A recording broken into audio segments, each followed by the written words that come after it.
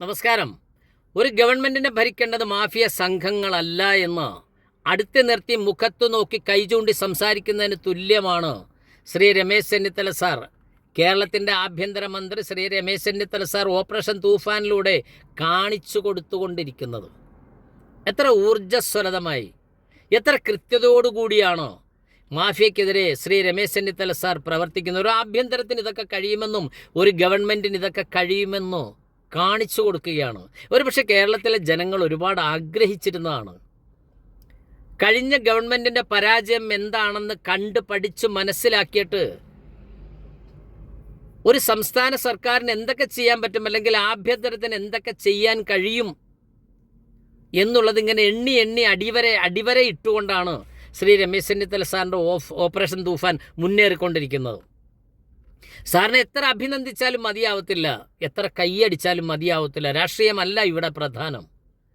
ഒരുപക്ഷേ മാഫിയ സംഘങ്ങളുടെ കൈപ്പിടിയിൽ ഒതുങ്ങിപ്പോയ ഒരു സംസ്ഥാനമായി മാറിയിരുന്നു. അതിനെ പിടിച്ചു ഉയർത്തി എഴുന്നേൽപ്പിക്കുകയാണ് ശ്രീ രമേശ് ചെന്നിത്തല സാറ്. വളരെ അഭിനന്ദനമുണ്ട് സാർ. ഇത് എത്ര നാൾ തുടരുമെന്നൊന്നും ആർക്കും അവകാശപ്പെടാൻ കഴിയില്ല. എങ്കിൽ പോലും കയറിയ ഉടനെ തന്നെ ഈ ഒരു പോരാട്ടത്തിന് തുടക്കം കുറിച്ച ആഭ്യന്തരം നിലനിൽക്കട്ടെ എന്ന് പ്രാർത്ഥിക്കാം. ഒരു നാണയത്തിൻ്റെ രണ്ട് വശങ്ങളാണോ കേരളത്തിൻ്റെ ആഭ്യന്തരമന്ത്രി ശ്രീ രമേശ് ചെന്നിത്തലയും തമിഴ്നാട് മുഖ്യമന്ത്രി ശ്രീ വിജയും എന്ന് തോന്നിപ്പോവുകയാണ്.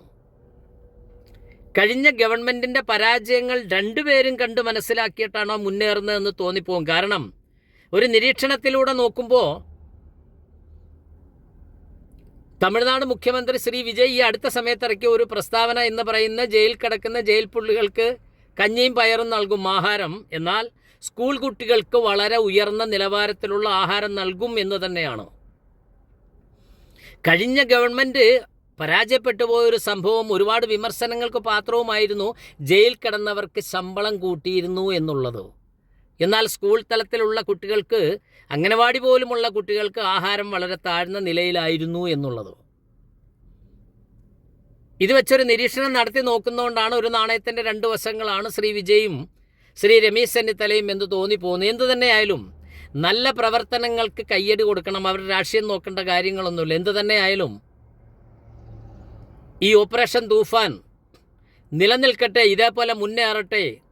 ഒരുപാട് ആശംസകളോടെ ഇബ്രിയിൽ നിന്നും കുയിൽ നിസാർ. വീഡിയോ കാണുന്നുണ്ട് എങ്കിൽ കമൻറ്റ് ചെയ്യാൻ മറക്കണ്ട, വിലയിരുത്തപ്പെടാം. ബൈ.